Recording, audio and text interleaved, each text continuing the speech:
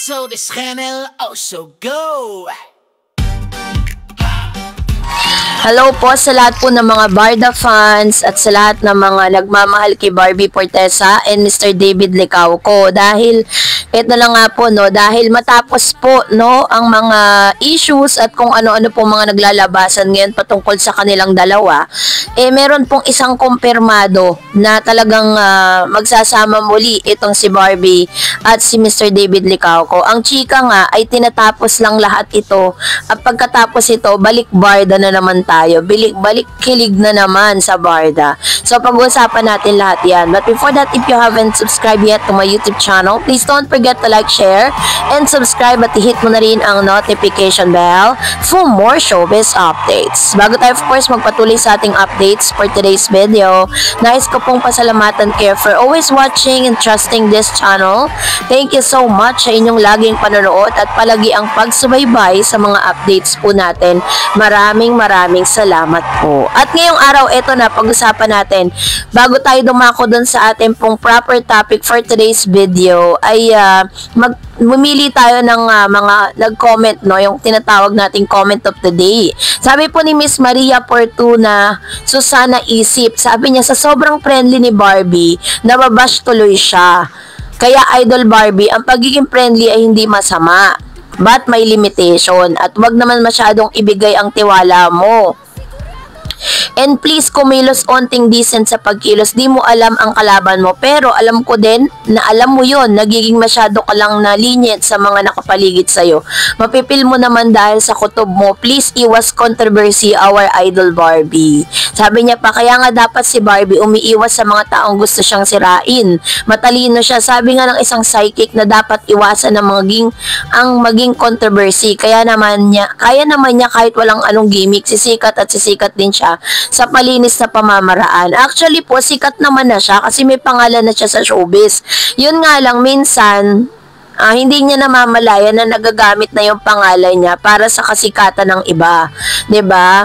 So, katulad ng sinasabi ko po sa inyo, 'di ba, na hindi naman po talaga ganun ka kilala at talagang masasabi natin na itong si Mr. Jameson Blake ay pinag-uusapan. Ngayon na lang, kumbaga parang na ano siya nandun siya sa limelight ngayon dahil syempre nauugnay siya kay Barbie Forteza, meron ng pangalan si Barbie, 'di ba? Pero tingnan na lang natin pagkatapos po ng Kontrabida Academy. Dahil pagkatapos niyan, sigurado yan, yung mga nakikita natin ngayon is malalaos lahat yan. Yan. So, yun yung ating pong inaasahan. At the same time, of course, sabi ni Miss Maria Fortuna Susana Isip, dapat magiging mas maingat ngayon si Miss Barbie Forteza sa lahat ng mga taong sinasamahan niya. Kasi hindi niya alam kung ginagamit lang ba siya or what, diba? Or talagang genuine yung intentions, diba? Hindi mo malalaman Kaya kailangan, dapat, hindi naman sa pwede naman siya maging friendly, pero wag niyang hayaan na ma-abuse, no, yung kanyang pagiging friendly. So, dahil ang ending siya po yung napapasama, ang pangit ang tingin sa kanya ng mga tao ngayon. At siya talaga yung sinasabing parang atat na atat tong si Barbie. Ganun po yung mga comments nila sa comment section Kaya medyo nakaka-cringe lang, diba? So, dahil dyan, ito na, mag-usapan na natin. Dahil ngayong September po, no, in-announce na meron pong ilalabas na, kasi meron pong mga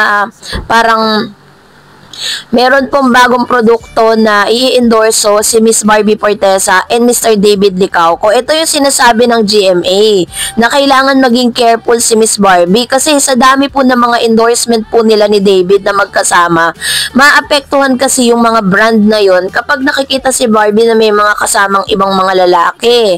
'Di ba? Katulad po ng isang food chain na sinabi ko po sa inyo na pinatawag pa siya ng GMA para po pagsabihan siya kasi nga naman, 'di ba, si David Licauco yung kasama niya dun sa endorsement na yon.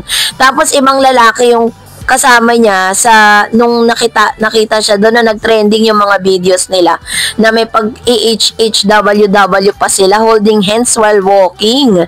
Kaya naman kinall out yung kanyang attention ng GMA. Ngayon, eto na naman kasi maglalabas po sila ng pinakabago nilang endorsement ni Mr. David Licauco, ang Vitamilk, dahil sila po yung kinuhang ambassador nito. So, may mga behind the scene videos and photos po tayong inaantay dahil this month na po ilalabas yan, no? At isa rin sa mga talaga namang inaantay natin, sa live video po ni Miss Barbie Forteza, sinabi niya po ito, in-announce niya, at talagang sobrang firm yung kanyang announcement patungkol dito. Panoorin natin ang video clip na ito. Si Christine, may bago po bang aabangan sa Barda? Yes, definitely. Cheers. Sorry. I can't spill anything yet, pero yes.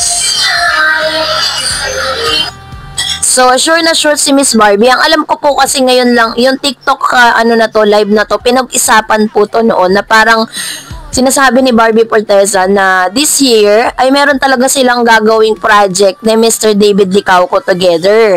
So, according po dun sa source or according din po dun sa article na nabasa ko na parang tinatapos lang nila lahat kasi bago pa pumasok ang taong 2025, inaasahan na po talaga pala nila na meron silang kanya-kanya mga project, solo era, kasi ito po yung tinatawag na testing of the water. Diba? Parang tinetest po nila kung magiging effective ba kapag po nagsosolo era sila?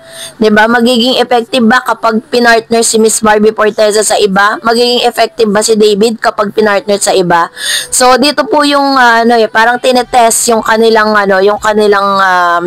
yung kanilang kasikatan, 'di ba? Yung kanilang galing. Kasi sabi nga ni David, talagang parang nasanay siya, comfort zone niya na po na makasama at makaikse ng isang Barbie Forteza. Syempre, kapag ikaw isang artista ka, napasama ka sa mga ibang mga artista, talagang lalo na yung mga premyadong actors, talagang yung mas gagaling ka pa, 'di ba?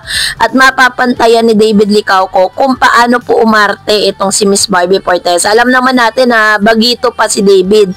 Pero kahit po pa lang siya, baguhan pa lang sa showbiz, nakakuha na rin siya ng awards at sinasabi ng ilang mga directors and producers na talagang malaki ang na-improve dito kay Mr. David Licauco.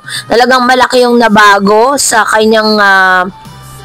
kanya pong pag-arte at doon po sa kanyang character sa pagiging yung mga character na pinoportray niya, lalo na po yung huli nilang pagsasama ni Miss Barbie. Napakagaling po ni Mr. David doon, kaya po talagang nakakuha siya ng award doon po sa Pulang Araw, and ito po yung pinangahawakan nating lahat ng mga Barda fans na talagang ilalabas na or after po ng Kontrabida Academy, pagkatapos ng Never Say Die, ay i-announce na po nila kung ano po yung kanilang pagsasamahang project, Yun po yung kanyang yun po yung kanilang ipinangako sa Barda.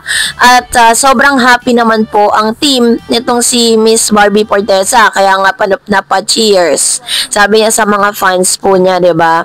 And hindi rin ako naniniwala na parang na sila.